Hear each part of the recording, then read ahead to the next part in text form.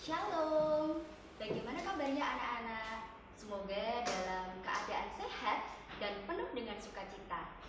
Pada hari ini, Miss Rias akan mengajar pendidikan agama Kristen dan budi pekerti untuk kelas 4. Tetapi sebelumnya, mari kita berdoa terlebih dahulu. Mari kita berdoa. Tuhan Yesus, kami sungguh mengucap syukur atas hari yang indah yang Tuhan berikan kepada kami. Dan sebentar kami akan belajar PADBP. Tolong berkati kami supaya apa yang kami pelajari pada hari ini kami dapat mengerti dan memahaminya. Di dalam nama Tuhan Yesus kami mengucap syukur dan berdoa. Amin. Ya. Pada hari ini kita akan belajar di materi PADBP kelas 4 anak-anak. Ya, pembelajaran kita diambil dari pembelajaran yang ke-9 dengan tema Tuhan selamatkanlah kami. Nah, pernahkah anak-anak merasa takut? Biasanya kalau di sekolah anak-anak akan merasa takut ketika tidak bisa mengerjakan ulangan. Lalu bagaimana jika kalian di rumah? Apa yang biasanya kalian takuti? Biasanya kalian akan merasa takut ketika kalian di rumah sendiri, hujan, banyak petir, pasti kalian akan merasa takut.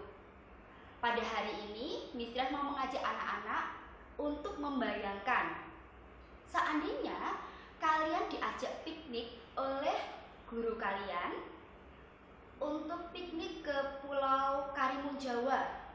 Untuk menuju pulau tersebut, kalian harus menaiki sebuah perahu. Ya, ketika kalian naik perahu, angin bertiup dengan lembut. Tetapi tiba-tiba ketika di tengah lautan, angin bertiup kencang dan ombak datang.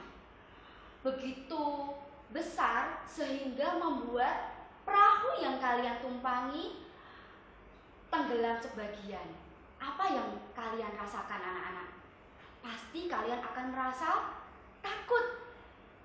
Kisah ini hampir sama dialami oleh para murid-murid Tuhan Yesus. Ya, kita tahu jumlah murid Tuhan Yesus ada 12. Kita mau belajar menghafal bersama-sama dengan menyanyi. Ya, kita akan coba menyanyikan bersama-sama.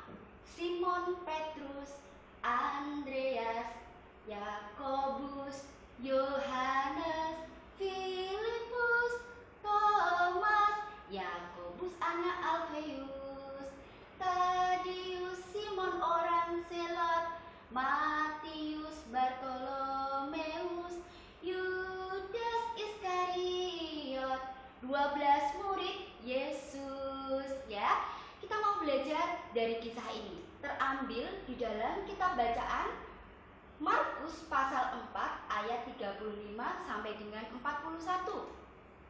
Pada suatu hari anak-anak, di tepi Danau Galilea, Tuhan Yesus bercerita kepada orang banyak, menceritakan tentang kerajaan Allah. Ketika hari mulai gelap, Tuhan Yesus merasa lelah. Dia mengajak para muridnya untuk bertolak ke seberang Danau Galilea. Anak-anak, Danau Galilea terletak 230 meter di bawah permukaan laut. Danau Galilea dikelilingi oleh perbukitan, sehingga danau itu ada angin yang bertiup untuk dapat membawa perahu-perahu berlayar. Kemudian Tuhan Yesus berlayar bersama dengan murid-muridnya, diikuti oleh perahu-perahu yang lain. Ketika di dalam perahu, Tuhan Yesus tidur di buritan di atas sebuah tilam. Apa yang terjadi ketika Tuhan Yesus tidur? Ketika Tuhan Yesus tidur, tiba-tiba badai tofan datang, mengamuk sedemikian rupa, petir mulai menyambar dan hujan turun begitu lebat, sehingga para murid ini menjadi panik.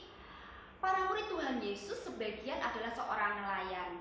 mereka biasa untuk mencari ikan di danau. Nah, hal ini biasa bagi mereka, sehingga mereka mengupayakan untuk tetap bisa berada di danau dengan tenang. Tetapi angin topan berjalan terus begitu kencang sehingga para murid mulai merasa ketakutan. Air di danau itu mulai masuk ke dalam perahu yang dinaiki oleh Tuhan Yesus dan juga para muridnya. Akhirnya mereka menyerah dan mereka mulai membangunkan Tuhan Yesus. Mereka berkata, "Guru, Engkau tidak peduli kalau kita binasa." Apa yang terjadi setelah itu anak-anak?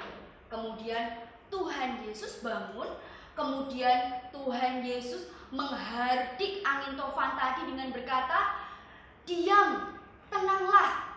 Kemudian setelah itu yang terjadi, danau kembali tenang, danau kembali teduh, angin bertiup dengan pelan dengan hembusannya. Nah, kemudian setelah itu Tuhan Yesus berkata, "Mengapa kamu begitu takut?" Ya. Setelah itu para murid dan Tuhan Yesus kembali berlayar untuk menyeberangi danau Galilea. Anak-anak yang dikasihi oleh Tuhan, dari kisah ini kita mau belajar. Angin ribut diredakan. Yang pertama, Tuhan Yesus berkuasa atas seluruh ciptaannya, termasuk angin dan air di danau. Tuhan Yesus berkuasa untuk meredakan angin topan. Yang kedua anak-anak, Tuhan Yesus berkuasa menyelamatkan hidup manusia.